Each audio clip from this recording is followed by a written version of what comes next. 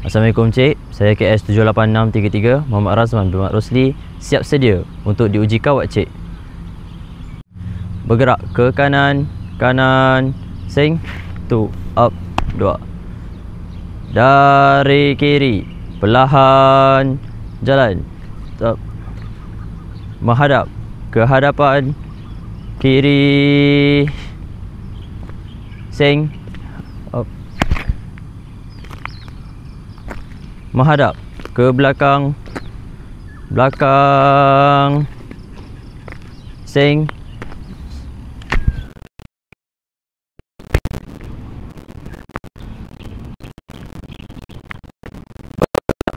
ke kanan,